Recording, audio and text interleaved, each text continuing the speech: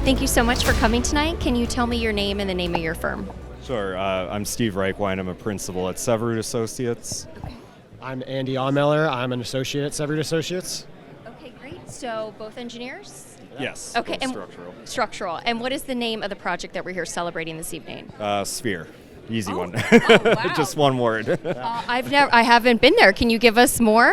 Well, what was the details of the project? Any particular challenges? It was already innovative. So what else can you tell us? Yeah. Well, Andy and I actually started working on it about 10 years ago, in 2015.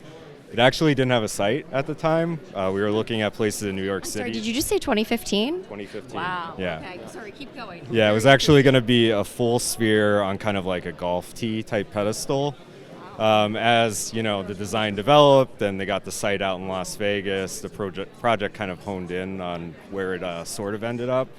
It went through a lot of metamorphosis. Obviously, the sound and video technology weren't invented yet. They were being developed kind of as we were designing the structure for the sphere. So we had to leave a lot of flexibility in there until things kind of got ironed out. Our real biggest challenge, obviously then the fact everything's curved and it's sometimes difficult to just build things in straight lines. Obviously the geometry was a challenge. The biggest challenge though was the tolerances.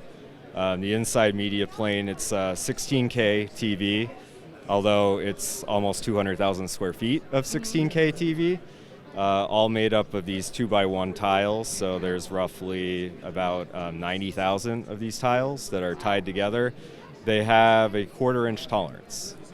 So the one next to the adjacent one can only be off by a 1/4 inch before the audience can kind of notice imperfections in the screen. The fact that it's hanging from a 400-foot dome made that a little challenging, but working collaboratively with the contractor, the executives from Sphere Entertainment and the architect, we came up with a lot of innovative solutions. Like we have a jacking system that every one of the hanging points for the media plane screen could basically be jacked into theoretical zero. So that the dome could deflect. It had a layer of concrete on it that really stiffened it, and then they kind of pre-deformed the entire media plane to be almost perfect before setting the tiles. And as they were setting the tiles, they had many different layers, so that got it to within like 1 inch of where it was going to be. Another layer got it to within 1/2 inch, and then the final layer gets it to within 1/8, so that you're in that 1/4 inch range. But very difficult to achieve on a big structure like that. Everyone sees it, but they don't understand everything that goes into it. And just like you said, with not having straight lines, that sounds like a very big challenge. Any team members in particular that you want to thank? Any maybe sub-consultants or anybody else? Well, I'm going to thank Andy for one. I think the entire team is going to thank Andy. Andy actually relocated to Las Vegas for 3 years to watch every ounce of concrete get poured, every nut and bolt get set. So, Was it worth it? It was, and for me, it was a cool experience. I was very fortunate to be the on-site representation for it. As far as team members, I'd have to go. The MJ Dean, the concrete guys out there, did a fantastic job. All of their supers were super responsive, and when issues would arise, one of the problems with not having a lot of the mechanical and visual systems even existing when we were doing design meant that a lot of coordination happened on the job site, and so there was a lot of moving pieces and had to be really big team players as far as new penetrations through slabs that already got poured, new penetrations through slabs that were about to be poured, and all kinds of stuff like that. And then in addition, and as we got up the building after the concrete ended to the steel portion of the building, W&W did a fantastic job really setting all the pieces pretty exactly. They did a great job on the exosphere, which to Steve's point about the inner one, the exterior one also had very high tolerances with the LED pucks on the outside to create the outer screen.